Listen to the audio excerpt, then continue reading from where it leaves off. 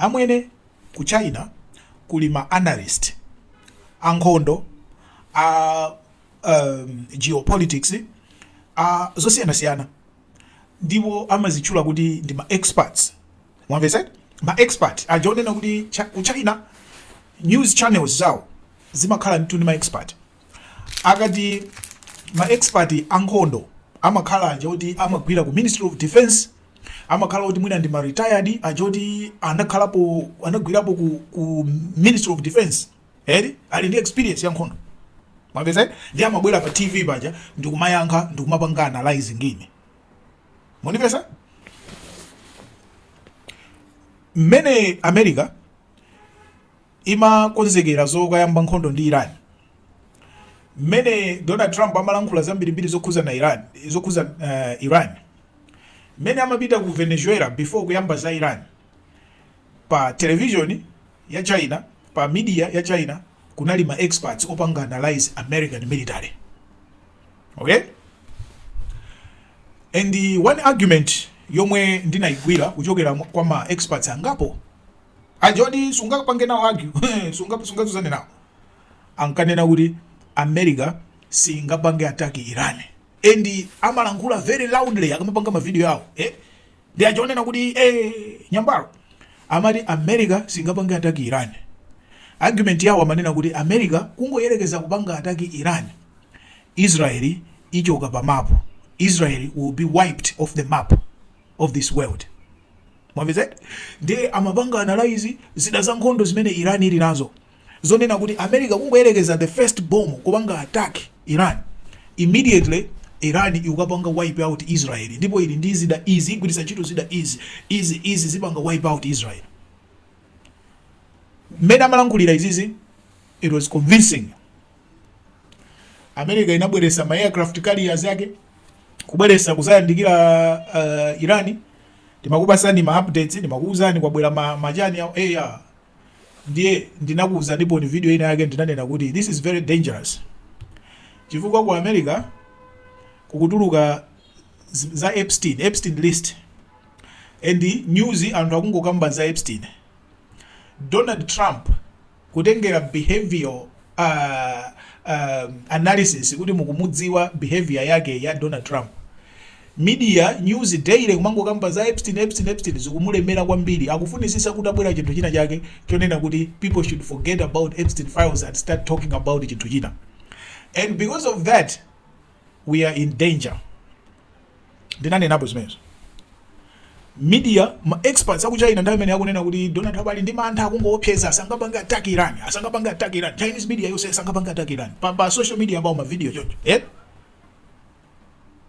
Ndinakuuza kuti Donald Trump kuti ngakhale akukambirana chifukwa nthawi janayamba kupita zomakakambirana kukata ndanena kuti kukambirana uku akungogula nthawi.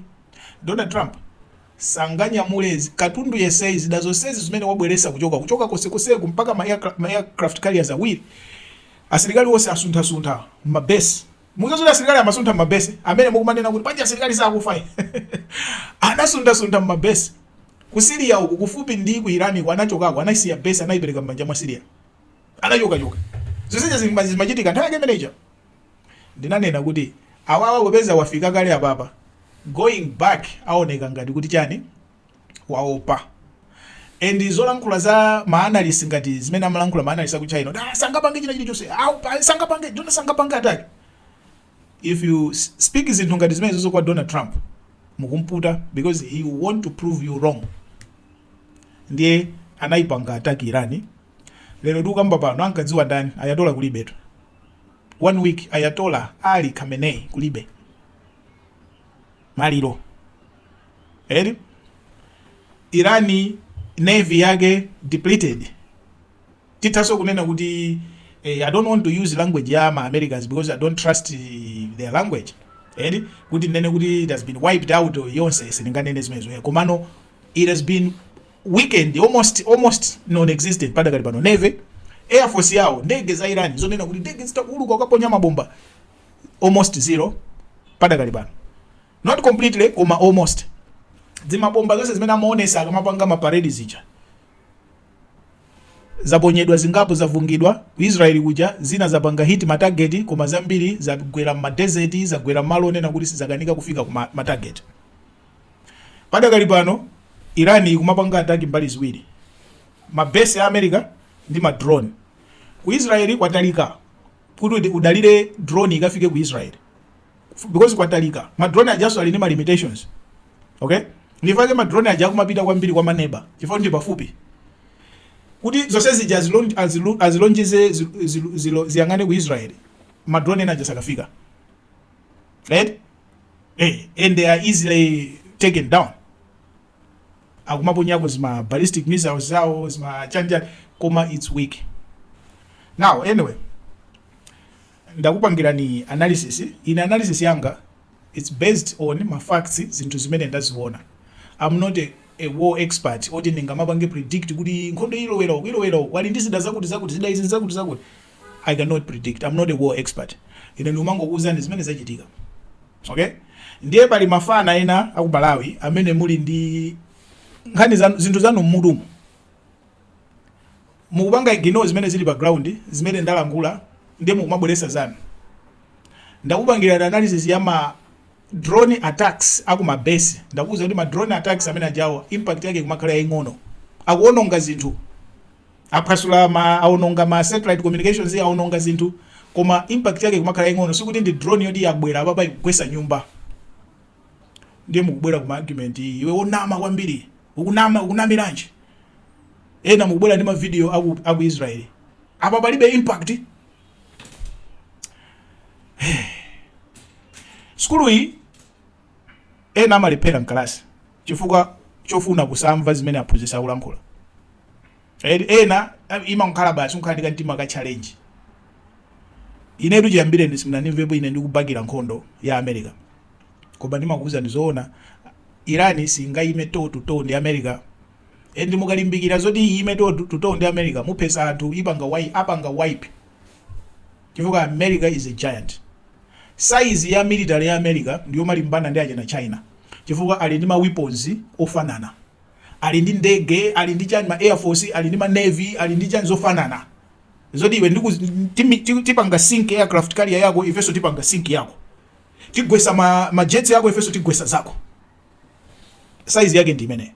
Koma yo manena kuti America ndikuuzeni kuti ndi Iran zonse tusukumenyana, Iran so ikuphaso tu chimodzimodzi. Zimenezo ndizabodza. Irani ikumapita kwa maneba ku Oman, ku Bahrain, ku Qatar, ku Saudi Arabia chifukwa yani. Israeli ubwera kwa polisa malo moponya ku Israeli. Ma drone awo kumapita ku chifukwa yani. Mesa kuti pafupi. Ndi pafupi. Iya imabesi aponyera pa airport, aponyera mafuta kwa Saudi Arabia, aponyera ku hotel ku Saudi Arabia, ku Dubai, imagine the best. Aponyera ma embassy. Anyway, what I want to say is Iran is weak. Okay? It has been weakened. And China, Russia not helping zavutas. Ndiye pano payamba kwapangira target mafuta bad, too bad. Ayamba kwapangira target civilian infrastructure too bad. Ma ballistic missiles awaja kuti apite kumene zikufunika ma chemicals, zikufunika abwereseso ma supplies ajokere ku China, ma supplies awo majokera ku China. Amajokera ku Russia. Zene zibwere suti zose amapanga oka. The seas around Iran are surrounded. Ma supplies abwera bwa. Pompano they will be running out of supplies. So izi tisamachire kulanga lukanga nafati kuuza ni news zoti iniyo muzungu sangalala kuti a black teacher amatipasa ma update a balanced zachitika uku analysis yawo imakhala ya zomwe zachitika koma kuti tizikuuzani ngati kuti tifuna tipange analyze nkhondo ndi kuti daily musilandira bad news. Okay, padakali pano ma experts ose aja aku China aja ndi manena aja they have disappeared. Chinese social media kuli achinyamata ku China kuno kuti amasapota so America ali pa social media akumafunsa kuti kodi ma expert aja ali kuti. People are making fun of them. They are forwarding my clips here on America singapanga attack Iran. Iran will wipe Israel off the map. So says Japan become the sandugano majoko. Ndiye America tiye tisigo yaga.